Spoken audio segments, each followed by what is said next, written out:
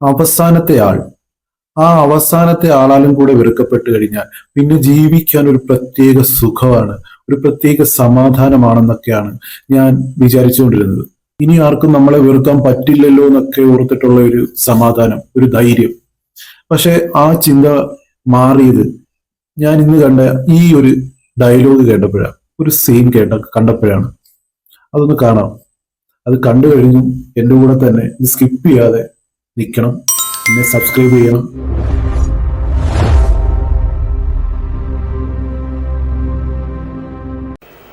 എങ്ങോട്ടാ രാവിലെ തന്നെ? എങ്ങോട്ടാണ് പോകേണ്ടതെന്ന് അറിയാതെ നിൽക്കുക. വാതിൽ പൂട്ടിയിരിക്കുന്ന കണ്ടു. നേരത്തെ ഇറങ്ങിയല്ലേ? അതിനകത്തിരുന്നിട്ട് വല്ലാത്ത വീർപ്പൂട്ടൽ. ചായ ഉണ്ടാക്കിയിട്ട് വിളിക്കാന്ന് വെച്ചപ്പോ ആളില്ല.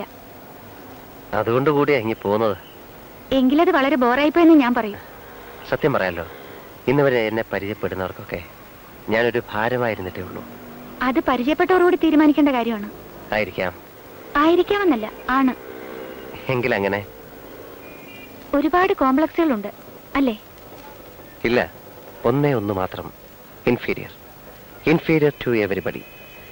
സത്യത്തിൽ കോംപ്ലക്സ് അല്ലത്, വെറും പരമാർത്ഥം. ആർക്കു വേണ്ടി ഞാനിനി ജീവിക്കണം, എന്തിനു വേണ്ടി ജീവിക്കണം അറിയില്ല. ആ ഒരു അവസ്ഥ വല്ലാത്ത ഒന്നാണ്. രാധയ്ക്ക് അത് പൂർണ്ണമായി മനസ്സിലാവുന്നുണ്ടോ എന്നെനിക്കറിയില്ല. വ്യക്തിപരമായി ഒരു ലക്ഷ്യവും ഇല്ലാതിരുന്നതാണ് ഇതിനൊക്കെ കാരണം. അത് പറയരുത്. എനിക്കുണ്ടായിരുന്ന ലക്ഷ്യം എൻ്റെ അമ്മയുടെ സന്തോഷമായിരുന്നു. അത് സാധിച്ചെടുത്തു. ഇനിയൊന്നും ബാക്കിയില്ല. അങ്ങനെയൊക്കെ ചിന്തിക്കുന്ന ആ കുഴപ്പം. ഞാൻ വെറുതെ പറയുകയല്ല. തനിച്ചാന്ന് കരുതുന്ന എന്തിനാ? ഞങ്ങളൊക്കെ ഇല്ലേ? എന്നോട് അടുക്കുന്നവർക്ക് കൊടുക്കാൻ എൻ്റെ കയ്യിലൊന്നുമില്ല.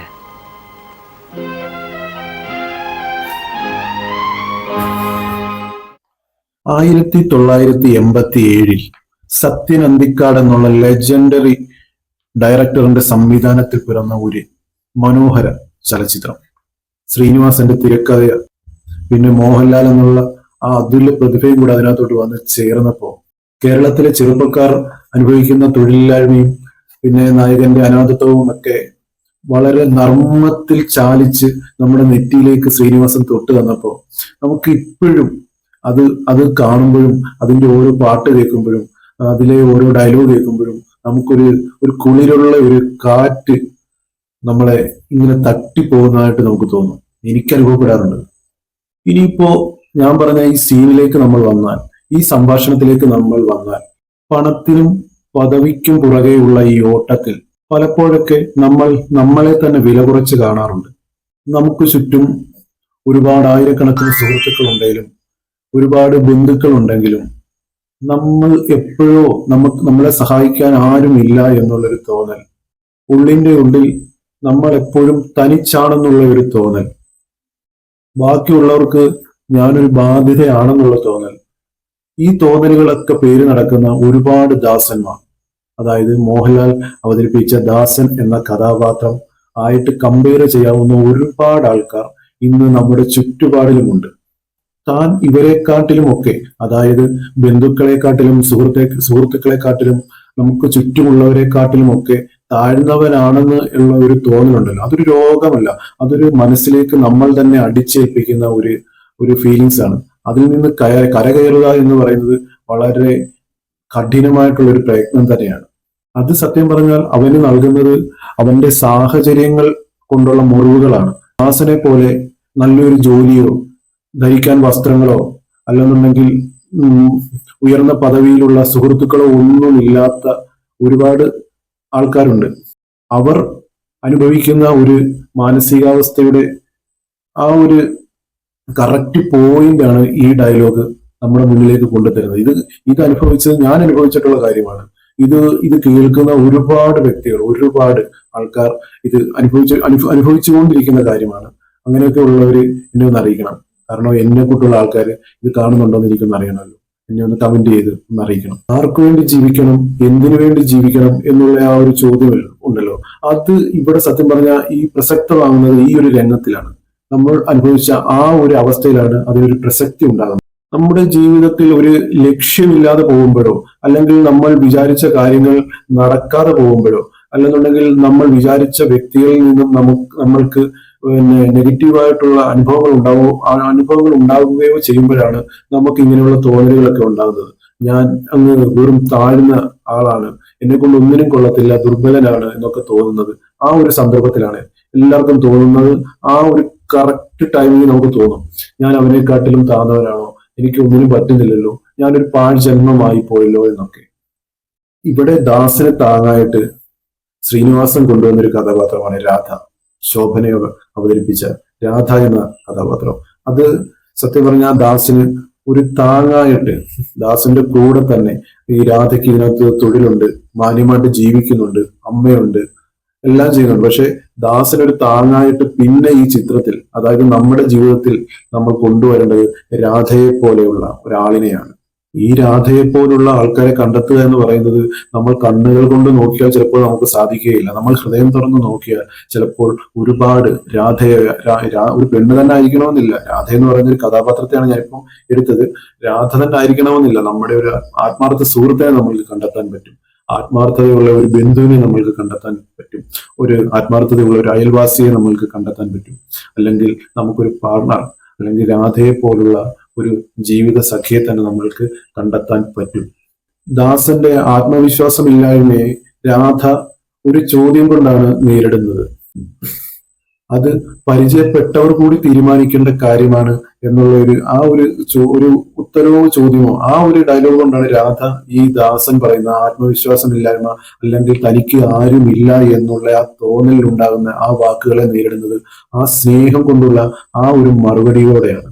ഇവിടെ നമ്മൾ മനസ്സിലാക്കേണ്ട ഒരു വലിയൊരു കാര്യം, നമ്മൾ നമ്മളെ എങ്ങനെ കാണുന്നു എന്നതിനേക്കാൾ നമ്മളെ സ്നേഹിക്കുന്നവർ നമ്മളെ എങ്ങനെ കാണുന്നു എന്ന ആ ഒരു വലിയ കാര്യമാണ് ആ ഒരൊറ്റ ഡയലോഗ്. ആ രാധയെ പോലെ, അല്ലെങ്കിൽ നമ്മൾ കണ്ടെത്തിയ ആ വ്യക്തി, ഇനി കണ്ടെത്താനിരിക്കുന്ന ആ വ്യക്തിയിൽ നിന്ന് നമുക്ക് ലഭിക്കേണ്ട ആ മറുപടി ഈ ഒരു മറുപടി തന്നെയാണ്.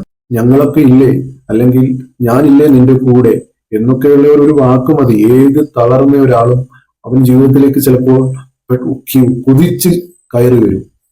ആ ഒരൊറ്റ വാക്കിന്റെ ബലത്തിൽ, നിന്റെ കൂടെ ഞാനില്ലേ എന്ന് പറയുന്ന ആ ഒരൊറ്റ വാക്കിലായിരിക്കും അവൻ ചിലപ്പോൾ കുതിച്ചു ചാടി ജീവിതത്തിലേക്ക് തിരിച്ചു വരുന്നത്. പക്ഷെ ഇന്നത്തെ ഈ സാഹചര്യത്തിൽ, ഇന്നത്തെ ഈ സമൂഹത്തിൽ നമ്മൾ അഭിമുഖീകരിക്കുന്ന ഏറ്റവും വലിയ പ്രശ്നം എന്താണെന്ന് വെച്ചാൽ, ഇങ്ങനെയുള്ള ആൾക്കാരെ, നമ്മളെ ചേർത്ത് പിടിക്കുന്ന ആൾക്കാരെ, നമ്മളെ കരകയറ്റാൻ സഹായമായി നിൽക്കേണ്ട ആ ആൾക്കാരെ കണ്ടെത്തുക എന്ന് പറയുന്നത് വളരെ ബുദ്ധിമുട്ടുള്ള ഒരു കാര്യമാണ്. അതിന്റെ കാരണം എന്ന് പറയുന്നത്, മറ്റുള്ള ആൾക്കാരെ ചേർത്ത് നിർത്താനോ അല്ലെങ്കിൽ അവന്റെ സങ്കടം കേൾക്കാനോ തന്നെ ഇന്ന് ആർക്കും സമയമില്ല.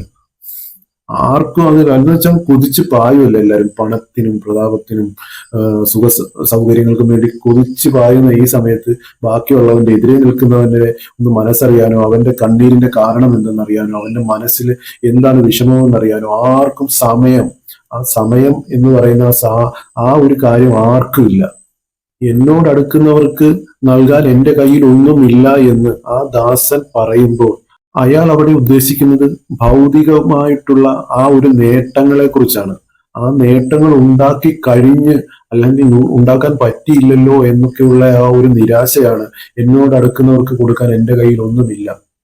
പക്ഷെ അത് കൊടുക്കാൻ നമ്മുടെ കയ്യിൽ പണമോ അല്ലെന്നുണ്ടെങ്കിൽ പാരിതോഷികങ്ങളോ ഒരുപാട് വില കൂടിയ വസ്തുക്കളോ ഒന്നും അല്ല നമ്മൾക്ക് കൊടുക്കാൻ. നമ്മുടെ നെഞ്ചിൽ, നമ്മുടെ മനസ്സിൽ, നമ്മുടെ ഹൃദയത്തിൽ സ്നേഹം എന്ന് പറയുന്ന ആ ഒരു വികാരം ഉണ്ടെങ്കിൽ എന്ന് ആ ഒരു ദാസൻ എന്ന് പറയുന്ന വ്യക്തി, അല്ലാതെ അതുപോലെ തന്നെ ഞാനെന്ന് പറയുന്ന വ്യക്തി, നിങ്ങളെന്ന് പറയുന്ന വ്യക്തികൾ ഇത് മനസ്സിലാക്കുന്നില്ല. മനുഷ്യ സ്നേഹം എന്ന് പറയുന്നത് പണം കൊടുത്തു വാങ്ങേണ്ട ഒരു കാര്യമല്ല. അത് മനസ്സിൽ നിന്ന് അല്ലെങ്കിൽ ഹൃദയത്തിൽ നിന്നും വരേണ്ട കാര്യമാണ്. അത് പണം കൊടുത്തു വാങ്ങാൻ ഒരിക്കലും പറ്റത്തില്ല. നമ്മളിപ്പം എത്ര ലക്ഷം കൊടുത്താലും കോടികൾ കൊടുത്താലും നമ്മുടെ എതിരെ നിൽക്കുന്ന ആൾക്ക്, നമ്മൾ ഈ കൊടുക്കുന്ന ആൾക്ക് നമ്മളോട് സ്നേഹം ഉണ്ടായിക്കൂടണമെന്നില്ല. നമ്മൾ ചിലപ്പോൾ ഒരു രൂപയുടെ ഒരു തൊട്ട് പോലും കൊടുക്കാത്ത ആളായിരിക്കും നമ്മൾക്ക് നാളെ നമുക്ക് താങ്ങായും തണലായും നമ്മുടെ സങ്കടങ്ങളും പരിഭവങ്ങളും ഒക്കെ കേൾക്കാൻ തയ്യാറായി നിൽക്കുന്നത് ആ ഒരു വ്യക്തി ആയിരിക്കും. ഞാനും ഈ സന്ദർഭങ്ങളിലൂടെ കടന്നുപോയിട്ടുള്ള ഒരു വ്യക്തിയാണ്. ഈ ലോകത്ത് ഞാൻ ഒറ്റയ്ക്കാണ്, എനിക്ക് കൂട്ടായി ആരുമില്ല എന്ന് തോന്നിയ ഒരു വ്യക്തിയാണ് ഞാൻ. എന്റെ മനസ്ഥിതിയുള്ള എന്നെക്കൂട്ടുള്ള 1000 ലക്ഷക്കണക്കിന് ആൾക്കാർ കാണും, അതെനിക്ക് ഉറപ്പാണ്. പക്ഷെ ഇപ്പോൾ ഞാൻ മനസ്സിലാക്കുന്നത്, ഈ ലോകത്ത് ആരും ഒറ്റയ്ക്കല്ല. ആരും വിലയില്ലാത്തവരായിട്ട് ആരുമില്ല. എല്ലാവർക്കും അവരവരുടേതായ വിലയുണ്ട്. നമുക്ക് മറ്റൊരാൾക്ക് നൽകാൻ നമ്മുടെ കയ്യിൽ പണമില്ലായിരിക്കാം, പക്ഷെ ആ വ്യക്തി തളർന്നു വീഴുമ്പോൾ അവനെ താങ്ങായി ചേർത്ത് നിർത്താനുള്ള ഒരു കൈ, അല്ലെങ്കിൽ അവന് നേരെ നമുക്ക് നൽകാനുള്ള ഒരു പുഞ്ചിരി, അല്ലെങ്കിൽ ഒരു സ്നേഹവാക്ക്, അല്ലെങ്കിൽ ഞാൻ എപ്പോഴും നിന്നോടൊപ്പം ഉണ്ടാകും എന്നുള്ള ആ ഒരു വാക്ക്.